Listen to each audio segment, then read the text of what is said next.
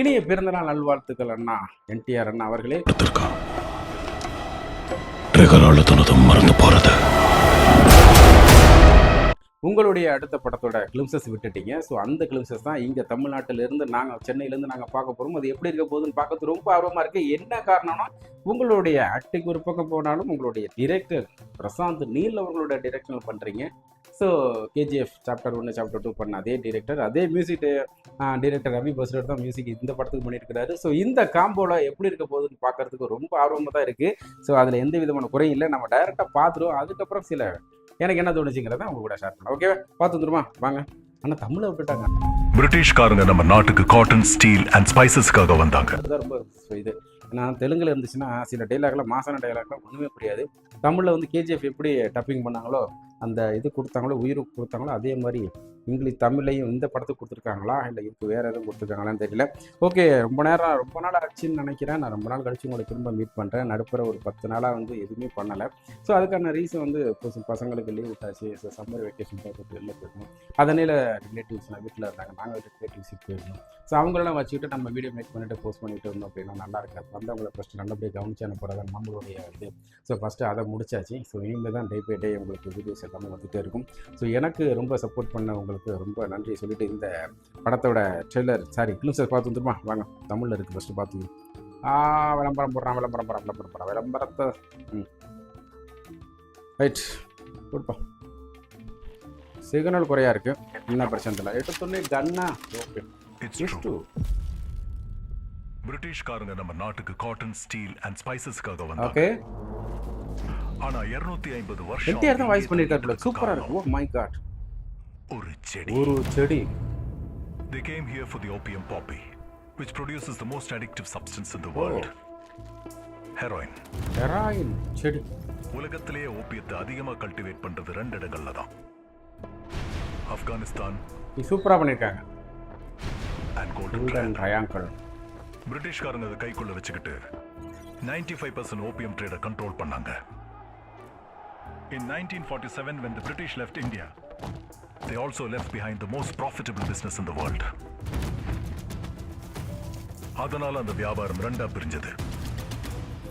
ஒன்னு Afghan trading company, இன்னொன்னு golden trading company. அப்பதான் ஓபியம் வாஸ் தொடங்குச்சு. பயங்கரமா இருக்குங்க. அப்பதான் villains உருவானாங்க. Genesis chapter 1 verse 1. On the first day God created light. 1967. Oh, Dada Sarkar. Boss of. On the second day he created the sky and the water. Susai Sarkar. Bobby Sarkar. On the third day he created the land and the vegetation. Accountant ATC. And on the fourth day he made the sun and the moon and the stars. யாருப்பா பயங்கரமா இருக்கான். ஐயோ. On the fifth day he created காஸ்டிங்லாம் வேற level. And the birds in the sky. Bias. On the sixth day he made the animals and the humans. The trainer.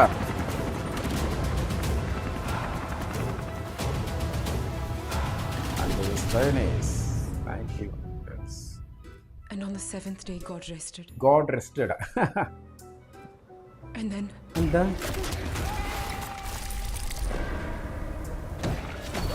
Choppa. And then the devil was born. The devil was born. Oh yo.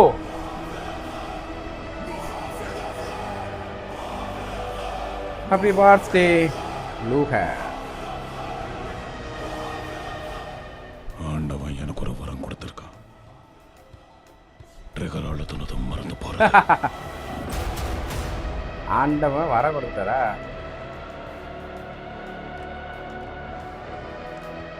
பயங்கரமா இருக்கல உடம்பு பாத்தீங்களா? தூங்குறப்ப என் கனவுல நான் கொன்னவங்களோட முகமெல்லாம் வராது. மிச்சம் இருக்கிற எதிரிங்க முகம்தான் வரும்.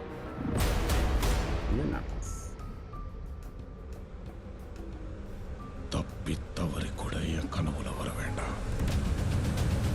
பா மிரட்டலாக இருக்குது டைலாக்லாம். என் டவுட் என்னன்னா ஜலீல் சாப், இந்த செடி ஹெராயினை விட அதிகமா வில்லன்களை உருவாக்க தோணுது. இந்த கதையில எல்லாருமே வில்லனா இருக்காங்க. இது எழுதுன எனக்கு நல்லா தெரியும். வில்லங்களோட ராஜகம் அதிகமாக இருப்போம். கதையில் ஒரு ஹீரோவை கொண்டு வரணும்னு. இந்த தடவை அந்த கேரக்டர் நீங்க தான் சார். நீங்க தான் நிறுத்தணும். ஓ பா ரகுவீர் ராத்தோ சீஃப். ஓ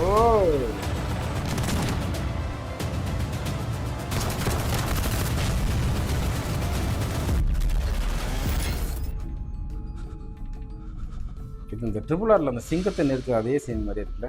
இப்போ 11/6/2027 தான் வரப்போதா?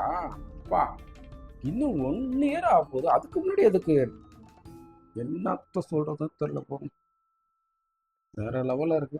சேம் அதே காம்போல அந்த படத்தோட டிரெக்டர் அண்ட் மியூசிக் டைரக்டர் எல்லாம் இருக்கிறதுனால நமக்கு கேஜிஎஃப்க்கு அப்படியே கண்ணுக்கு முன்னாடி அந்த மியூசிக் இதில் எல்லாம் கொண்டு வந்துகிட்டே இருக்குது. சேம் அதே மாதிரி இருக்க மாதிரி இருக்குது.